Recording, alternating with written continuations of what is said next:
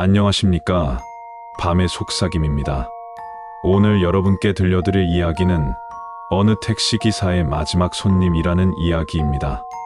이 이야기는 도시의 깊은 어둠 속에서 벌어졌던 미스터리한 사건으로 사람들이 귀신이 나왔다고 소문내던 기묘한 경험담입니다. 이 이야기는 실화 괴담에 기반하고 있으며 듣는 내내 숨을 죽이게 만드는 긴장감이 가득할 겁니다. 그럼 이야기를 시작하겠습니다. 부산 지역에서 택시를 운전하던 김 씨는 야간 택시 근무를 자주 뛰는 베테랑 기사였습니다. 그러던 어느 추운 겨울밤, 시간이 새벽 2시를 넘긴 시각이었죠. 그날따라 손님이 별로 없어 그냥 집에 돌아갈까 고민하던 찰나 그의 무전기에서 콜이 잡혔습니다. 위치는 외진 산길 근처의 작은 버스 정류장이었죠. 다른 기사들은 그 시간에 굳이 그 방향으로 가지 않는다며 콜을 무시했지만 김 씨는 근처에 있던 터라 큰 망설임 없이 콜을 받았습니다.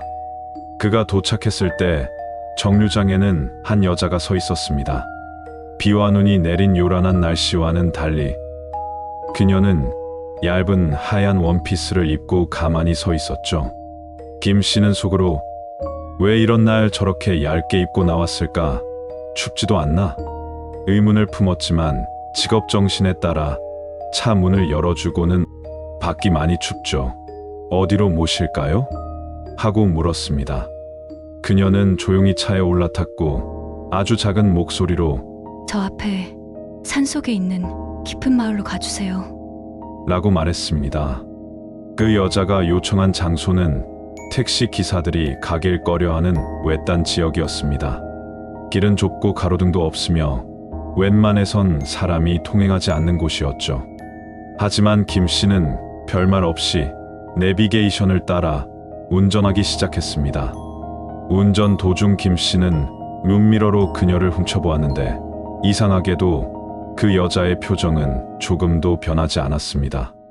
덜컹거리는 택시 안에서도 그녀는 마치 그림처럼 꼼짝도 않고 앉아 있었습니다. 더 놀라운 건 그녀의 얼굴이 너무나 창백하여 입술조차 색이 없었다는 점이었습니다. 택시가 산길에 들어섰을 무렵부터는 기묘한 일이 더욱 뚜렷해졌습니다. 라디오가 재생 중이던 음악이 갑자기 끊기더니 거친 잡음만이 흘러나오기 시작했고 핸드폰 신호마저 잡히지 않았습니다. 김 씨는 점점 불안감을 느꼈고 룸미러로 여자의 얼굴을 다시 한번 확인하려 했습니다.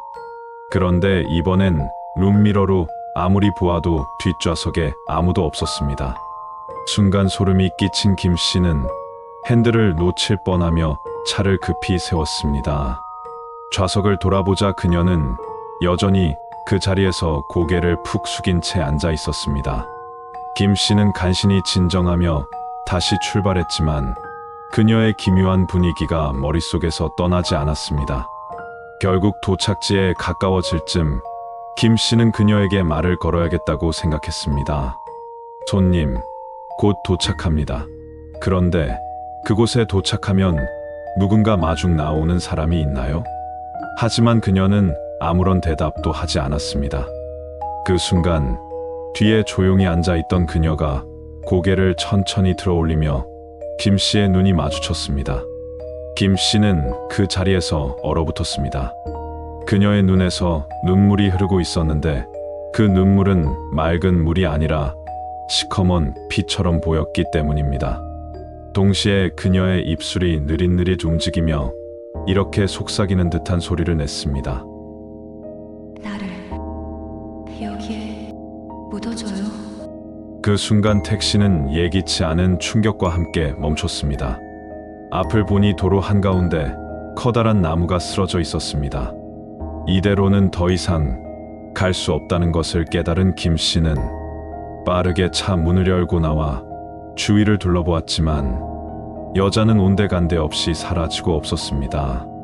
혼란에 휩싸인 김 씨는 결국 경찰을 불렀고 그들의 조사 끝에 밝혀진 사실은 소름 끼치게도 그 여자가 요청했던 도착지, 즉 산속 깊은 마을 근처의 나무 아래서 몇 달 전 실종된 한 여자의 유골이 발견되었다는 것이었습니다.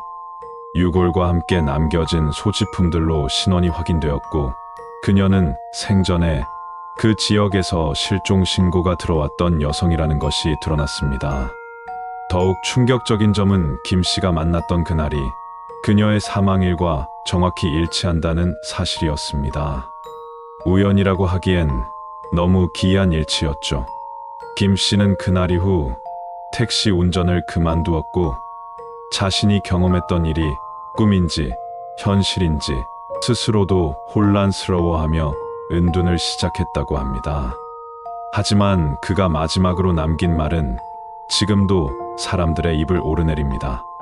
그 여자의 눈빛은 단순한 도움 요청이 아니었어요. 그건 원한이 가득 찬 분노였어요. 오늘 이야기는 여기까지입니다. 영상을 시청해 주셔서 감사합니다. 영상이 마음에 드셨다면 구독과 좋아요 부탁드립니다.